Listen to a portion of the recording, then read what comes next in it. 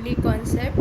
Guys, आज हम बहुत इम्पोर्टेंट टॉपिक पे डिस्कशन करने वाले हैं, जो कि है यूनियन बजट 2024-25।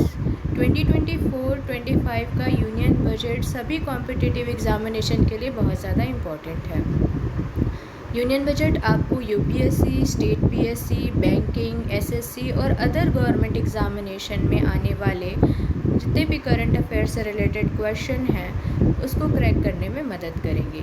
सो इस वीडियो को लास्ट तक देखिएगा। इसमें मैंने सारे इंपॉर्टेंट फैक्ट कवर किए हैं जो कि आपको हर कॉम्पिटिटिव एग्जामिनेशन में काम आएंगे, वेदर वो आंसर राइटिंग हो या फिर आपके फैक्चुअल क्वेश्चंस हो। तो चलिए स्टार्ट करते हैं। सबसे पहले इसका इंट्रोडक्शन देख लेते हैं।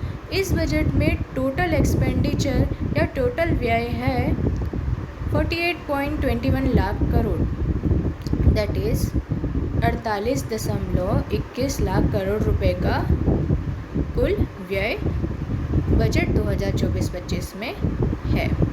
साथ ही टोटल रिसीट दर्शाया गया है एक्सक्लूडिंग बोरोइंग, मतलब इसमें बोरोइंग्स को छोड़ दिया गया है। टोटल रिसीट है 32.0 लाख करोड़ या 32.07 lakh crore rupees total receipt Indian budget या यूनियन बजट 2024-25 में दी गई है। साथ ही नेक्स्ट जो इम्पोर्टेंट फैक्ट आता है वो आता है फिस्कल डेफिसिट।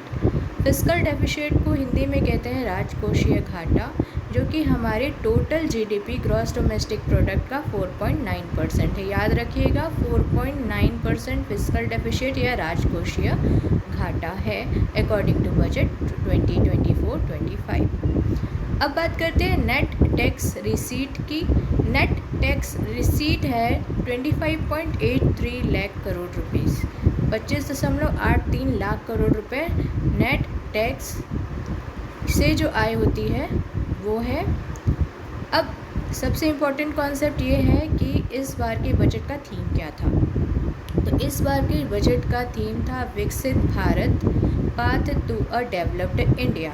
जैसे कि हम सब जानते हैं, हमारा भारत जो है वो विकासशील देशों में आता है। तो हमारे इस यूनियन बजट का लक्ष्य है कि ऐसा रोड मैप बनाया जाए जिससे हम विकासशील से विकसित भारत की ओर बढ़ें। चलिए देखते हैं और क्या इम्पोर्टेंट फैक्ट है।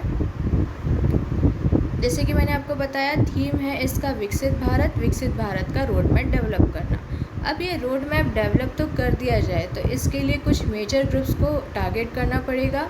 तो वो मेजर 4 ग्रुप्स को जिससे इस यूनियन बजट 2024 में कवर किया गया है वो है, पहला विमेन यानी कि महिलाएं, दूसरे पुअर यानी कि जो मुख्य धाराओं से दूर होते हैं वैसे व्यक्तिगण, यूथ यानी कि युवाओं को फोकस किया गया है, साथ ही फार्मर्स को फोकस किया गया है। तो इस तरीके से हमको 4 मेजर ग्रुप को याद रखना है, women, poor, youth and farmer. इन 4 मेजर ग्रुप्स को टारगेट किया गया है या यही मेन फोकस एरिया है हमारी यूनियन बजट 2024-25 का। अब इसमें फोकस किस चीज़ पे किया गया है? जैसे कि हम सब जानते हैं, सबसे मेन कारण ये होता है कि स्कोप क्या है यहाँ पे एम्प्लॉयमेंट का या रोज़गार का। तो रोज़गार को टारगेट किया गया है, कौशल विकास यानी कि स्किलिंग को टारगेट किया गया है, एमएसएमईज मतलब medium small and marginal enterprises, इनको टारगेट किया गया है। साथ ही मोस्ट इम्पॉर्टेंट कंसर्न है इंडिया का, वो है मिडिल क्लास। तो इस बार का बजट में मिडिल क्लास को भी फोकस किया गया है। आप इन सब की पॉइंट्स को एज इट इज़ अपने आंसर राइटिंग में शामिल कर सकते हैं, सो दैट आप जो है मैक्सिमम स्कोर्स अपने आंसर राइटिंग्स, जो कि आप यूपीएससी, स्टेट पीसीएस में होता है, उसमें अगर आप इसको यूज़ करेंगे तो आपको बहुत अच्छे मार्क्स मिल सकते हैं, क्योंकि ये ऑथेंटिकेट सोर्स है यूनियन बजट, और इससे अगर आप कुछ लिखते हैं तो ऑब्वियसली स्कोरिंग होगा। चलिए देखते हैं नेक्स्ट फैक्ट। अब मेजर फाइनेंशियल एलोकेशंस क्या है, कितना प्रतिशत किस सेक्टर को दिया गया है। सबसे पहले इंटरेस्ट पेमेंट को देखते हैं। तो इंटरेस्ट पेमेंट में 19% एलोकेशन दिया गया है कुल बजट का। साथ ही डिफेंस में 8% का दिया गया है, सब्सिडीज़ में 6% का दिया गया है और इंफ्रास्ट्रक्चर इन्वेस्टमेंट में 11.11 लाख करोड़ रुपए, जो कि अब हमारी कुल जीडीपी का 3.4% होता है। तो अगर आपको ऐसा क्वेश्चन आ जाए कि इंफ्रास्ट्रक्चर इन्वेस्टमेंट में इस बार के यूनियन बजट 24-25 में कितना एलोकेट किया गया है या जीडीपी का कितना प्रतिशत है, तो कितना एलोकेट, अगर डायरेक्ट क्वेश्चन आता है तो आप लिखेंगे 11.11 लाख करोड़, और अगर जीडीपी का कितना प्रतिशत एलोकेट किया गया ये आता है तो आप लिखेंगे 3.4% ऑफ जीडीपी।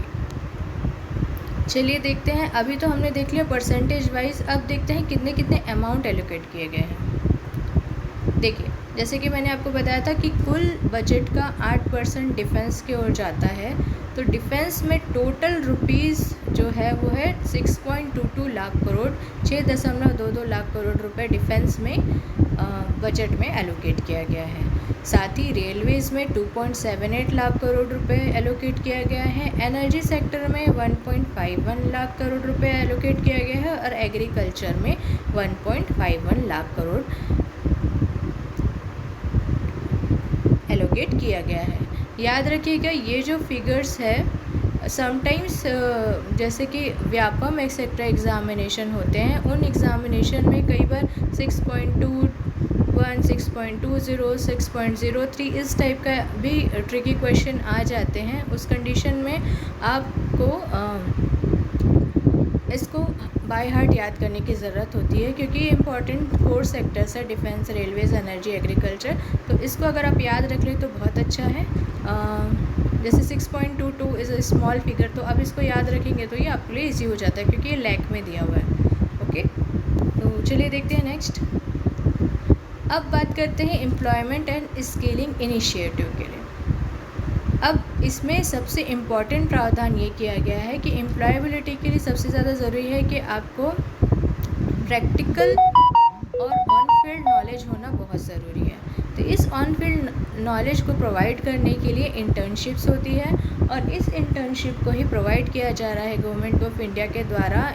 टॉप कंपनीज़ में 1 करोड़ यूथ इंटर्नशिप दी जाएगी, ऐसा टारगेट रखा गया है, ऐसा इनिशिएटिव लिया गया है।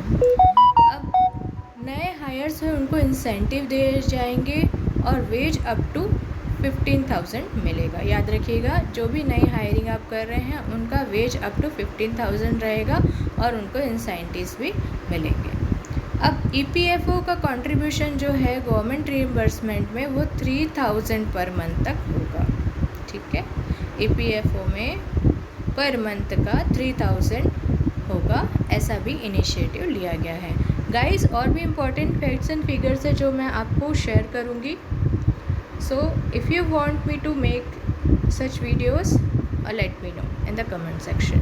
Thank you so much. If you want the PDF, let me know. Thank you.